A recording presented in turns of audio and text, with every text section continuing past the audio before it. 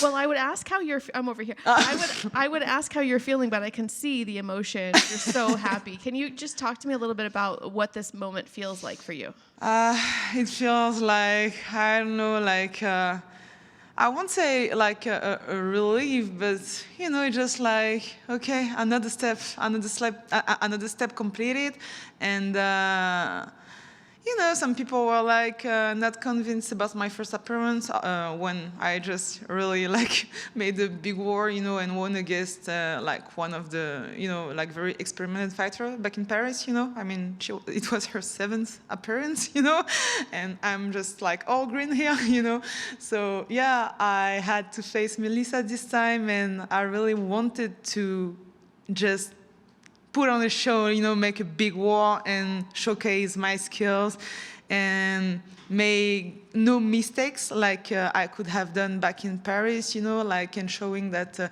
I improved my wrestling, my grappling, and I think I did everything. I mean, I wanted to do, yeah, and it ended up in a TKO round 2, so what can I, expect more, that's just amazing, I'm so happy, It's like I wanted to make my people proud, and I think I succeed to do that, and that was very important to me, yeah. Were there any surprises in there, anything that you didn't expect from her? Absolutely not. Actually, what surprised me, that's, I don't know, I thought she would push more, but I think she was like very tired because of the cutting, and I don't know, I felt in her former fights she was more grounded or something. I don't know, it's like, I don't know if she was like had apprehension toward like facing me, but I don't know, she seemed a bit insecure by moments and tired too, I think, and I think she didn't expected me to be that good to annihilate her wrestling cage and her ground game too, because she's a brown belt and I'm no belt, So, I think I gave her frustration, but the other way around now, it's like we work too much with my wrestling coach, my MMA coach, my striking coach. We work hard on every aspect that we could have seen from her, so no surprise for me. You mentioned the cut. What happened there? Because we were a little confused that maybe it wasn't a catch weight. What happened? Like, did you guys have a discussion beforehand? So actually, we were cutting weight at the same place at the PI on the morning. So I was doing my stuff. We met like in the morning, early in the morning. She looked like super tired, and I was like, okay. I thought she finished, and I was starting to lose my last kilos, and I still had, I don't know, 700 grams to lose. So I went to the sauna, and she was in a bad state, in the sauna. And when she saw me directly, she was like, hey, do you want to talk to the commission?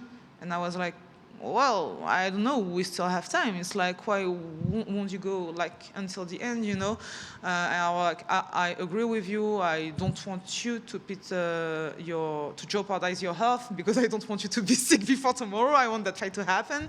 So I was really, how you say that, divided, because I was like, okay, if she pushed and she go and try to make the weight, maybe she won't be able to fight, and that will be like the biggest frustration of all this last month or ever. I'm like, okay, let's go for it, and so I'll be like, I have less to do as well. So what happened, I was like, you know what, let's push until the end. So I was in the sauna, and I wasn't satisfied with the sauna. So what I do when I cut weight, I'd rather do exercise, because I sweat more faster. So I went back to the Fred meal, and after that, one of the person of the PI came, and she was like, yeah, Melissa, I want to talk to you.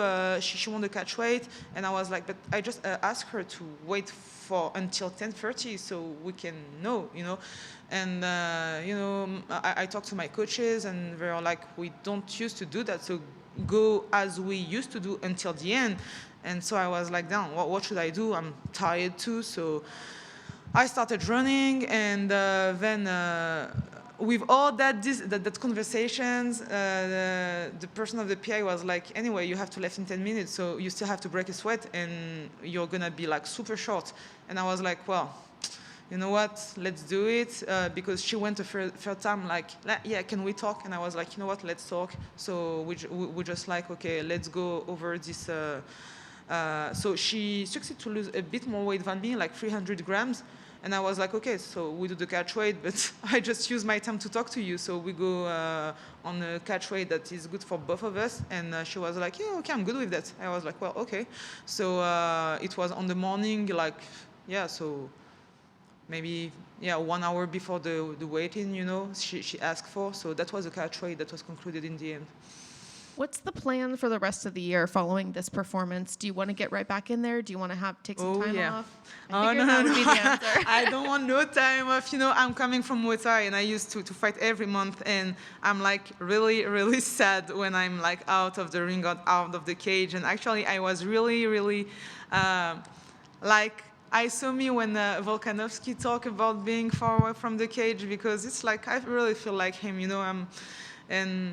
it's not like I have like kids to take care. I mean, I have my dogs, but still, I'd rather be in the cage and be in fight camp. And I would like to come back like in June if possible, like end of June or first week of July will be like so perfect, like to take anyone from like, well, top 10 I'll be happy, but top 15, anyone in the top 15, and make my way up in the ranking, and then have a top 10 for September in Paris. That will be like amazing. Like, so I really would like to, have 2-3 week rest and go back in training camp, fight in June or July, and same fight in September. That will be like amazing. I really aim to be the next champion. Like, that's my goal. I mean, like, I don't care what people say. I mean, I'm here for a reason. I'm not here to just like fight and be like, oh, I'm okay, I'm happy to fight. No.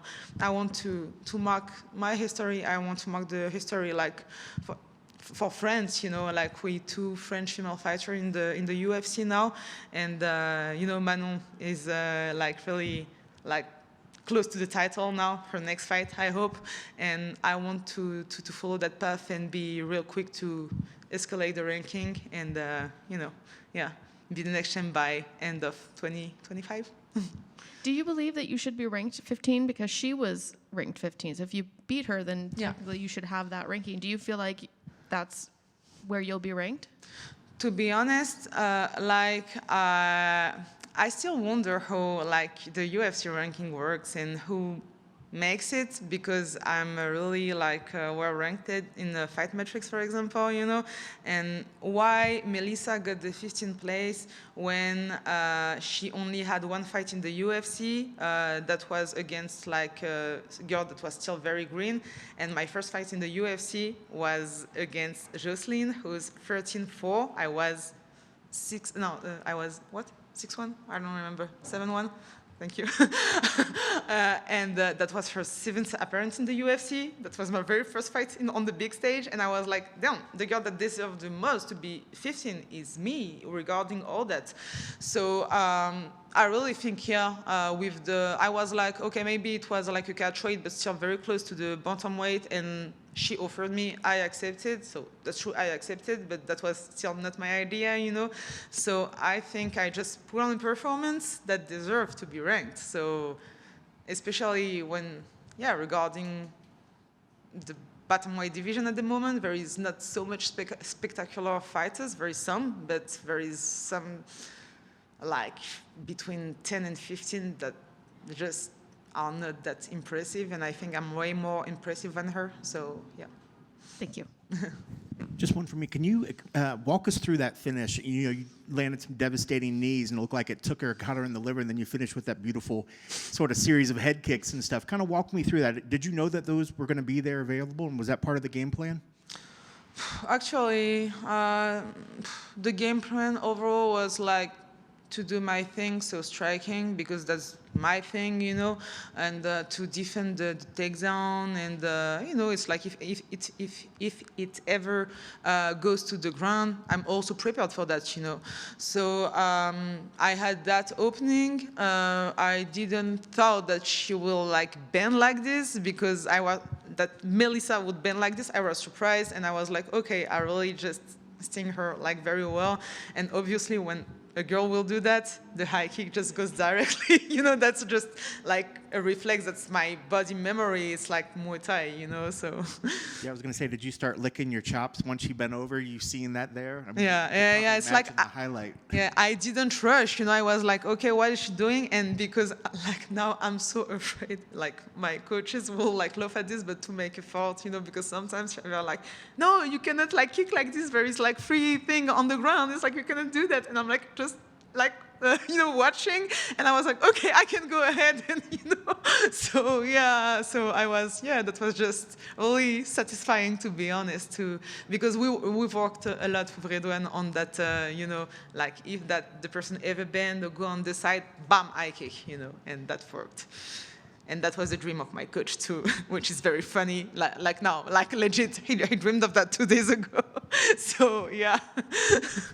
Awesome. Congrats on the victory. Yeah, thank you so much. Nora, to your left. Yeah. Did your confidence grow when you saw Melissa's cut and how that affected her? Like, I wouldn't say my confidence grew. Of course, I know that. To be honest, because when I looked at her thing on Instagram, she was like followed by a nutritionist, like luck that I don't have, especially with my pathology and all that, which is like more complicated to handle, you know.